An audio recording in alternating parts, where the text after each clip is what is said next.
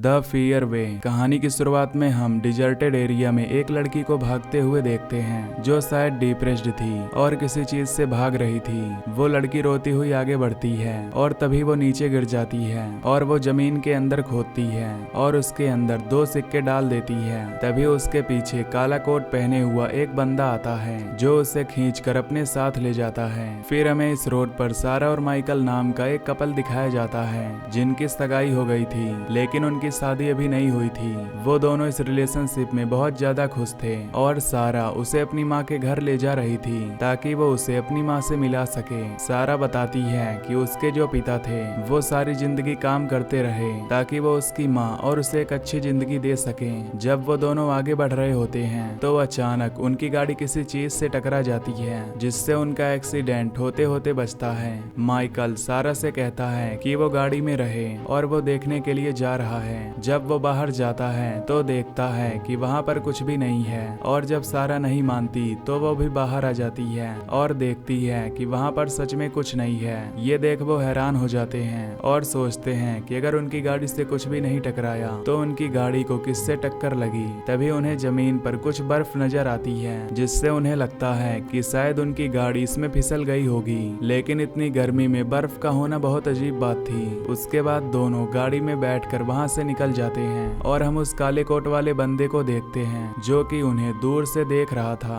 जब वो आगे बढ़ते हैं तो वो काला कोट वाला बंदा अपनी गाड़ी से उनका पीछा करने लगता है और माइकल उस गाड़ी को आता हुआ देखता है तो वो हैरान हो जाता है। उसे लगता है कि शायद कोई बंदा है जो कि उनका पीछा कर रहा है, इसीलिए वो अपनी गाड़ी की स्पीड बढ़ा देता है। वो उनकी गाड़ी के पीछे ठोकने ही वाला होता है। तभी माइकल अपनी गाड़ी एक होटल के सामने रोक देता है जिससे वो बंदा आगे निकल जाता है और सारा उससे पूछती है कि क्या हुआ। माइकल उसे कहता है कि कोई बंदा उन्हें स्टॉक कर रहा था और वो उनका एक्सीडेंट करना चाहता था, इसीलिए उसने गाड़ी यहाँ पर रोक दी। सारा उसे कहती है कि उसे भूख लगी है तो उसने सही की। उसके बाद दोनों अंदर रेस्टोरेंट में जाते हैं ताकि वो कुछ खाना खा सकें। तभी वहाँ पर हम उस लड़की को देखते हैं जो कि हमें स्टार्टिंग में दिखाई गई थी और वो वहाँ पर बैठी हुई थी और उसके हाथों से खून टपक रहा था। वहाँ पर एक बूढ़ा कपल भी था जो कि बहुत ज्यादा परेशान लग रहा था। माइकल और सारा वहाँ पर बैठते हैं और माइकल सारा से कहता है कि उन्हें जल्द से जल्द शादी कर लेनी चाहिए। तो सारा उससे कहती है कि उसके पिता की अनुमति के बिना वो ये नहीं कर सकती है। तभी वहाँ पर वेट्रेस उनका ऑर्डर लेने के लिए आती है। तब माइकल कॉफी ऑर्डर करता है और सारा कहती है कि उसे बस ड्रिंक चाहिए। वो बूढ़ा कपल जब खाना खाता है तो उन्हें वो खाना बहुत ज्यादा ठंडा लगता है, मानो कि उसे फ्रिज में से निकाल के दिया गया हो। सारा ये सब सुनती है तो उसे काफी ज्यादा अजीब लगता है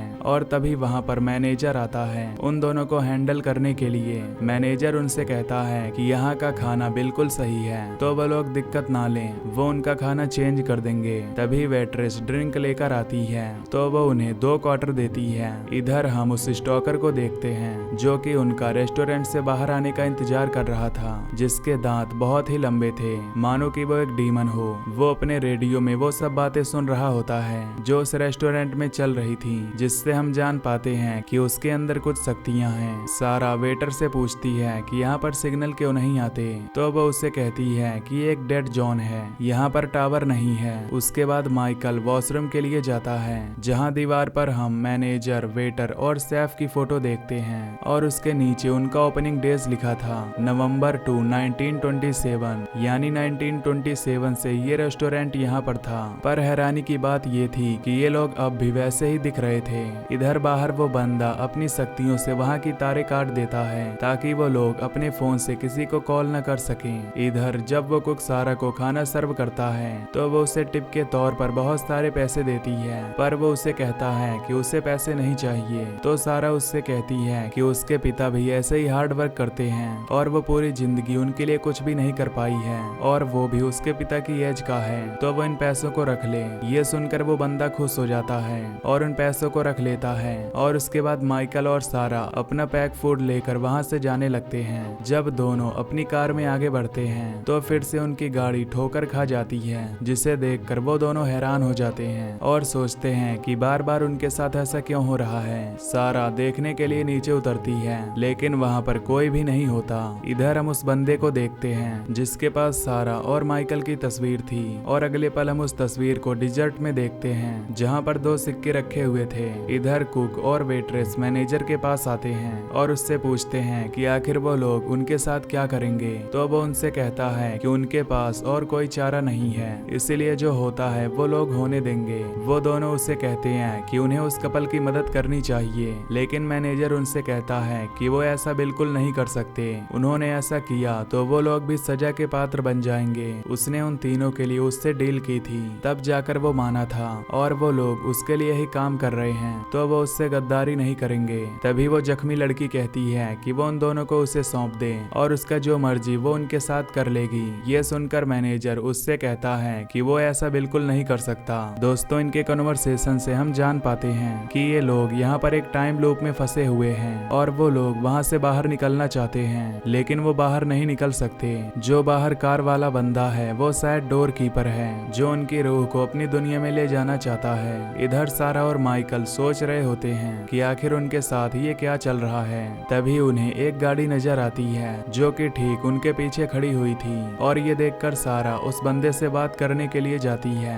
कि आखिर वो उन्हें स्टॉक क्यों कर रहा है। जब वो वहाँ पर जाती है तो वो बंदा अपनी गाड़ी के शीशे खोलता है और उसे अपने दांत दिखाता है, जिससे सारा डर जाती है और तुरंत अपनी गाड़ी में बैठकर वहाँ से जाने लगती है। माइकल उससे पूछता है कि आखिर वो कौन था, तो सारा उसे कहती है कि वो इंसान तो बिल्कुल नहीं था, वो लोग बहुत ही बड़ी मुसीबत में फंस गए हैं और उन्हें यहाँ से जल्द निकलना चाहिए। जब वो लोग आगे बढ़ते हैं तो रास्ते में फिर से उन्हें वो रेस्टोरेंट नजर आता है, तो वो उस रेस्टोरेंट के बाहर रुक जाते हैं और वो बंदा वहाँ से निकल जाता है और दोनों रेस्टोरेंट में जाते हैं और वेट्रेस से फोन यूज करने के लिए पूछते हैं। तब वेट्रेस उन्हें बताती है कि उनके पास 2 सिक्के हैं और वो उसका इस्तेमाल कर सकते हैं कॉल करने के लिए। ये सुनकर सारा बाहर टेलीफोन बूथ पर जाती है और पुलिस को कॉल लगाती है और पुलिस वाली को सारी बात बताती है। तो वो पुलिस वाली उससे कहती है कि वो यहाँ पर नहीं आ सकती क्योंकि वो बहुत ही दूर है और वहाँ पर आने में उसे घंटे लग जाएंगे। तभी हम देखते हैं कि वो कोई और नहीं बल्कि मैनेजर बोल रहा है, वो भी औरत की आवाज निकालकर, यानी वो लोग चाहते हैं कि वो लोग यहाँ से न जाएं। तभी मैनेजर जब बाहर आता है तो माइकल उसे कहता है कि ये बंदा उन्हें टारगेट कर रहा है। तो मैनेजर उससे कहता है कि अगर ऐसी बात है तो वो यहीं पर रुक जाएं, उसके पास रूम खाली है। वो उसे बताता है कि जब वो यहाँ से निकले थे तो वो राइट से आए थे और उसके बाद उन्होंने राइट को ही कट लिया था और वो वापस जा रहे थे। ये सुनकर माइकल हैरान हो जाता है क्योंकि वो लेफ्ट की तरफ निकलना चाहते थे ताकि वो आगे बढ़ सके।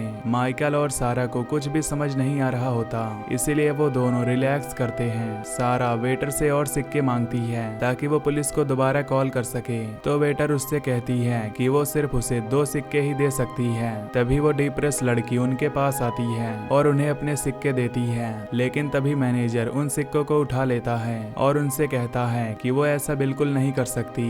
वो उन दोनों को बताता है कि ये लड़की अपने आप को चोट पहुंचा चुकी है और वो उनकी रेगुलर कस्टमर है, इसीलिए वो उसकी आदत जानते हैं। सारा को एक सिक्का मिल जाता है तो वो बाहर जाती है और अपने डैड को फोन करती है, लेकिन उसकी आवाज अटक रही होती है जिससे वो बात नहीं कर पाती। इधर मैनेजर उस लड़की को अपने साथ रूम के बाहर ले जाता है और उससे कहता है कि उसका वक्त आ गया है तो उसे रूम में जाना चाहिए। वो लड़की वहाँ से बिल्कुल भी नहीं जाना चाहती थी। तभी मैनेजर उसे जोर से धक्का दे देता है और अंदर कोई उसे पकड़ लेता है, जिससे वो लड़की जोर से चिल्लाती है और उसका अंत हो जाता है। इधर शेफ माइकल और सारा के पास आकर उन्हें बिल प्रोवाइड करता है। तभी मैनेजर वहाँ पर आकर बिल को लेता है और देखता है कि उसके ऊपर उसने रन लिखा हुआ है। ये देख वो बिल को फाड़ देता है और उनसे कहता है कि उन्हें पैसे देने की कोई जरूरत नहीं है क्योंकि वो लोग मुसीबत में हैं और वो लोग बस उनकी हेल्प करना चाहते हैं। उसके बाद मैनेजर उनसे कहता है कि उन्हें रूम में चलना चाहिए ताकि वो आराम कर सकें, और जब वो रूम की तरफ जा रहे होते हैं तभी मैनेजर को गुस्सा आ जाता है और वो सारा का नाम पुकार कर उससे कहता है कि वो ज्यादा सवाल न पूछे। सारा ये सुनकर हैरान हो जाती है और सोचती है कि आखिर उसे उसका नाम कैसे पता।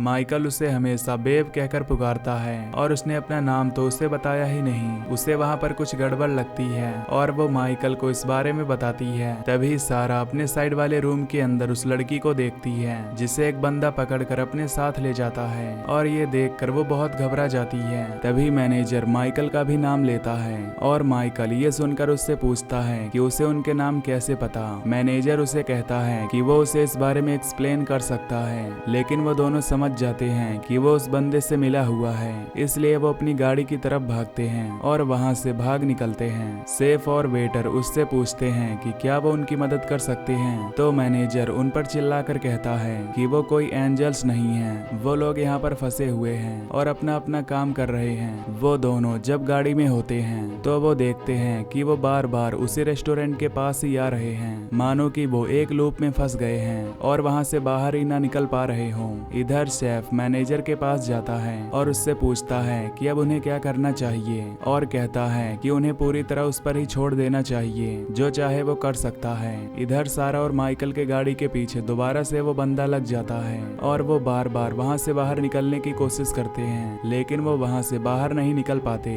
इधर कुक अपने हेडक्वार्टर में कॉल लगाता है और उनसे कहता है कि ये कपल वो नहीं है जिन्हें वो चाहिए थे, शायद उनसे उनकी फाइल चेक करने में कोई गलती हुई है। इधर सारा और माइकल की गाड़ी का फ्यूल खत्म हो जाता है तो दोनों पैदल ही वहां से जाने का फैसला करते हैं। जब वो वहां से जा रहे होते हैं तो अचानक उन्हें अपनी गाड़ी डिस्ट्रॉय हुई मिलती है। ये देखकर वो हैरान हो जाते हैं और सोचते हैं कि उनकी गाड़ी इतनी ज्यादा डिस्ट्रॉय क्यों है। उन्हें अपनी गाड़ी पर खून लगा हुआ भी नजर आता है, जिससे वो समझ जाते हैं कि जब वो यहाँ से जा रहे थे तब उनका एक्सीडेंट हो गया था, इसीलिए अब वो दोनों मर चुके हैं और आत्मा बन चुके हैं, जो कि एक रास्ते पर रुके हुए हैं और गेट कीपर उन्हें हेल में ले जाना चाहता है, इसीलिए वो बार बार उनका पीछा कर रहा है। वो दोनों वापस भागते हुए उसे लूप में पहुंचते हैं जहां पर उन्हें अपनी सही गाड़ी मिलती है और वो उस गाड़ी को लेकर वापस से उसी रेस्टोरेंट में चले जाते हैं। माइकल जख्मी हो गया होता है तो सारा उसे संभालती है और वो बाहर जाती है मैनेजर से बात करने के लिए, ताकि वो जान सके कि आखिर यहाँ पर चल क्या रहा है। मैनेजर उसे बताता है कि जहाँ पर वो अभी हैं वो एक दूसरा वर्ल्ड है और उनके वर्ल्ड और उसके वर्ल्ड में एक थिन लाइन का डिफरेंस है। जिस किसी का भी इस रोड पर एक्सीडेंट होता है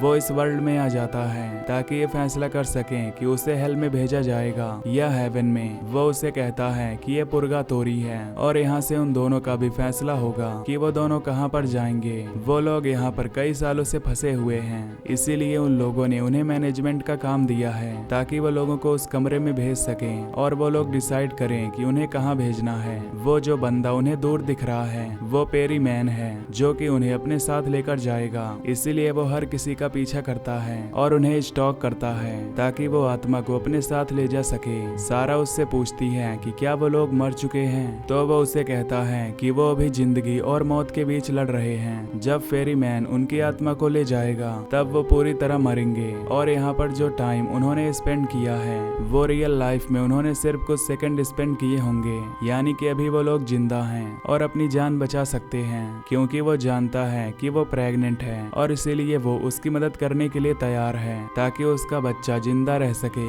वो कुक को गाड़ी में भेज देता है ताकि वो पेरी मैन को डिस्ट्रैक्ट करे और पेरी मैन वो गाड़ी चलते हुए देखकर उसका पीछा करने लगता है। मैनेजर उन दोनों को फोन बूथ में भेज देता है और उनसे कहता है कि यहीं से वो वापस जा सकते हैं और वो उस फोन बूथ में जाते हैं तो सिर्फ सारा ही जिंदा बाहर निकलती है और हम देखते हैं कि जहाँ पर इन दोनों का एक्सीडेंट हुआ है सिर्फ सारा ही जिंदा हुई है, यानी कि माइकल वहीं पर फंस गया है और वो मर चुका है और सारा इसीलिए जिंदा हुई है क्योंकि उसके पेट में उसका बच्चा था। और यहीं पर ये मूवी खत्म हो जाती है। तो दोस्तों अगर आपको ये एक्सप्लेनेशन पसंद आई हो तो वीडियो को लाइक और चैनल को सब्सक्राइब कर लेना। Till then take care, love you, bye bye.